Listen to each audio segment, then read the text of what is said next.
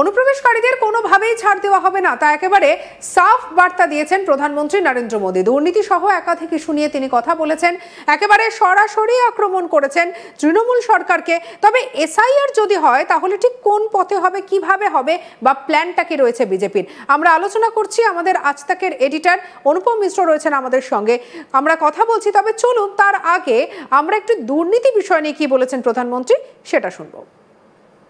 आजकल ये लोग इतने गिरे हैं कि जेल से भी सरकार चलाने की कोशिश कर रहे हैं। पश्चिम बंगाल ने ये साक्षात देखा है, बार बार कई बार अनुभव किया है। टीएमसी के एक मंत्री टीचर्स घोटाले में आज तक जेल में है। शिक्षक भर्ती का गंभीर घोटाला, घर से नोटों का पहाड़ मिला। তবে এই যে আমরা শুনলাম, এর পাল্টা বা তৃণমূলের পক্ষ থেকে একটা বক্তব্য রাখা উচিত, দেখুন সেটা। এখন থেকে যে নাটকটা উনি শুরু করলেন, কাঁচের ঘরে বসে ঢিল ছুঁড়ে বাংলাকে যারা অপমান করে তাদের মঞ্চে বসিয়ে, দুর্নীতির অভিযোগ যাদের বিরুদ্ধে তাদের মঞ্চে বসিয়ে, যেখানে বিজেপি সরকার আছে কেন্দ্র থেকে শুরু করে ডাবল ইঞ্জিন সরকার, প্রত্যেকটা জায়গায় দুর্নীতি, অপশাসন, নারী নির্যাতন, কাঁচের ঘরে বসে ঢিল ছুঁড়ে গেলেন। বাংলায় উনি যতবার আসবেন তৃণমূলের আসন সেই অনুপাতে বাড়বে। অনুপম, আমরা যেটা দেখলাম যে একেবারে রাজ্য বনাম কেন্দ্রের সেই দলাদলিটা থেকেই গেল। তবে এই সব কিছুর মধ্যে সাধারণ মানুষ ভীষণভাবে সন্দিহান। সাধারণ মানুষ জানতে চাইছে যে যদি এসআইআর হয় তাহলে পরবর্তীতে কি করা হবে, বা আসামে কোন পথে কাজ হয়েছিল সেই একই পথ কি বাংলাতেও ফলো করা হবে, জানতে চাইবো। দেখো, প্রথমত এসআইআর নিয়ে প্রচুর কৌতূহল রয়েছে লোকেদের মনে, যে কিভাবে হবে, কি কি ডকুমেন্টস দিতে হবে, আবার থেকে প্রত্যেকটা ডকুমেন্ট দিতে হবে কি হবে না, নানা রকমের প্রশ্ন, নানা রকমের কৌতূহল কিন্তু সাধারণ মানুষের মনে রয়েছে। সেটাকে কিন্তু ইলেকশন কমিশন যখন এই কাজটা শুরু করবে, যেটা তারা বলেই দিয়েছেন যে করবেন, তাহলে কিন্তু এই ব্যাপারগুলো পুরো পরিষ্কার করতে হবে, কোনো দ্বিধা যেন না থাকে। অন্যদিকে এটা তো হলো প্রসেস। এবার এর আগে প্রসেসটা হয়েছে বিহারে অলমোস্ট প্রসেসটা শেষ হয়ে গেছে। বিহারে প্রায় 65 লক্ষ ভুয়ো ভোটার বেরিয়েছেন, সেই নিয়ে রাজনীতিও হচ্ছে, সেই নিয়ে কেসও চলছে, সুপ্রিম কোর্টে কেসও হয়েছে। আসামে কিন্তু যেটা হয়েছিল সেটা হয়েছিল এনআরসিটা একটু আলাদা ছিল। সেটা ছিল ওইখানকার লোকেদের যারা 1971-এর আগে এসছেন, পরে এসছেন, এইসব নিয়ে এনআরসিটা হয়েছিল। তো সেই ক্ষেত্রে সেখানে যেটা দেখা গেল, প্রথমে সরকারের পক্ষ থেকে এনআরসি শুরু করা হলো, প্রক্রিয়া হওয়ার পরে কিন্তু সেটাকেই আবার বাদ দিয়ে দেওয়ারও কথা বলা হলো আসাম গভর্নমেন্টের তরফ থেকে। তো সেইখানে প্রচুর ফল্ট যেটা বেরিয়েছিল সেটা এসছিল। তো সেই ক্ষেত্রে এনআরসিটা একটু আলাদা, এসআইআরটা আলাদা। কিন্তু এইখানেই তৃণমূল সরকার বলছে, তৃণমূলের বক্তব্য হচ্ছে যে এসআইআর এর মাধ্যমে ইলেকশন কমিশন কিন্তু এনআরসি করতে চাইছে পশ্চিমবঙ্গে। তো এই অভিযোগের ভিত্তিতে তুমি দেখলে পুরো গোটা এই সেশনটা, মনসুন সেশনটা পার্লামেন্টে এসআইআর নিয়ে প্রচুর বিক্ষোভ হয়েছে, বিরোধীরা প্রচুর বিক্ষোভ করেছে। রাহুল গান্ধী পিপিটি করেছেন, পুরো প্রজেকশনে দেখিয়েছেন কিভাবে ভুয়ো ভোটার এর আগে ছিল, তা মানে মহারাষ্ট্র বা অন্যান্য স্টেটে। তো এই সব নিয়ে কিন্তু বিরোধীরা একদম অপোজিশনে রয়েছেন। অভিষেক বন্দ্যোপাধ্যায় লাস্ট উইক, এই উইকেই প্রেস কনফারেন্স করে সরাসরি বলেছেন যে এসআইআরটা উনি মানবেন না, টিএমসি মানবেন না। আর যদি এসআইআর করতে হয় তাহলে পুরো লোকসভা যেটা আছে সেটাকেই কিন্তু ডিসলভ করতে হবে। তার কারণ হলো বিগত কয়েক বছরের যে ইলেকশন হয়েছে সেখানে কিন্তু প্রচুর ভুয়ো ভোটার ছিল।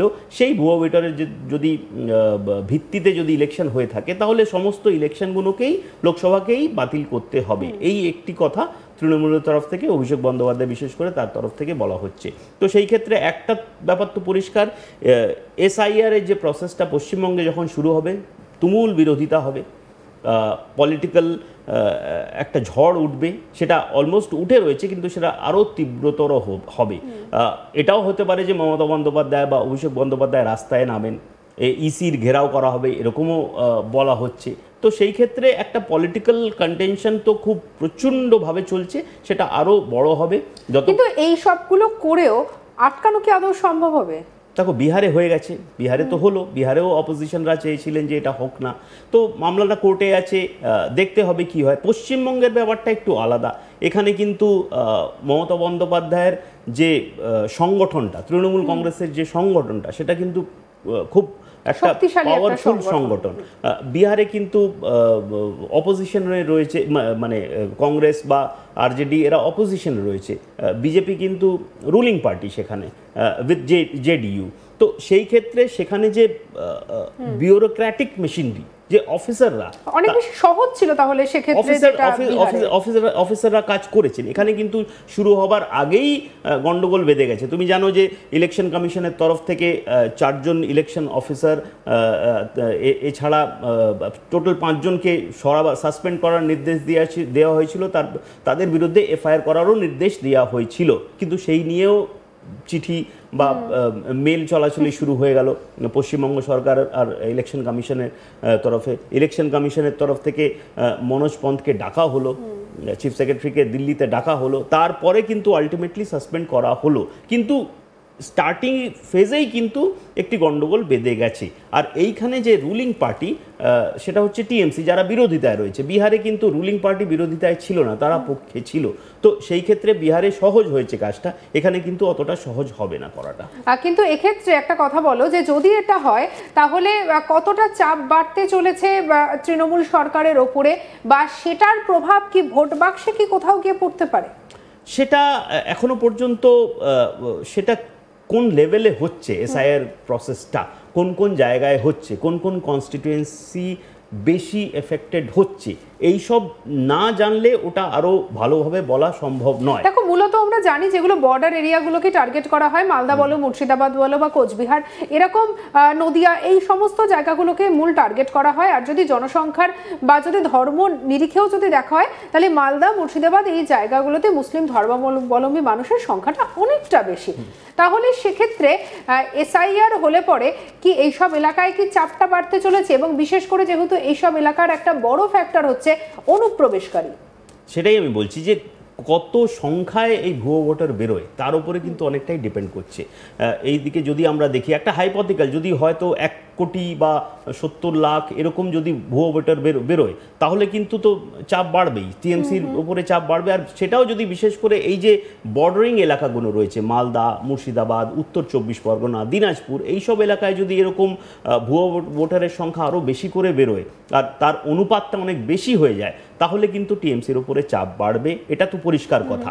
কেন যে এই বেল্টগুলোতে টিএমসির প্রভাব প্রচুর বেশি রয়েছে। আর বিগত 4, 5, 6 বছরে টিএমসির প্রভাব ভালোভাবে বেড়েছে এইসব এলাকায়, এইসব জায়গায়। মুর্শিদাবাদ, মালদা এক সময় টিএমসির কিন্তু গড় ছিল না, কংগ্রেসের গড় ছিল, কিন্তু বিগত 5-6 বছরে টিএমসি পুরোপুরি উল্টো প্রায় করে দিয়েছে। মানে কংগ্রেসের যে গড়টা ছিল সেটা আস্তে আস্তে আস্তে ভাঙতে ভাঙতে এখন এইসব এলাকাগুলো কিন্তু টিএমসির গড় হয়ে গেছে। তো সেই ক্ষেত্রে যদি আমরা দেখি, তো হয়তো যদি, এবার ডিপেন্ড করছে, হয়তো সংখ্যাগুলো খুব কম এলো, হয়তো 20 লক্ষ এলো বা 25 লক্ষ এলো বা 30 লক্ষ এলো, যদি সংখ্যা কম থাকে ভুয়ো ভোটারের, তাহলে কিন্তু কারোর উপরেই সেরকম প্রভাব পড়বে না।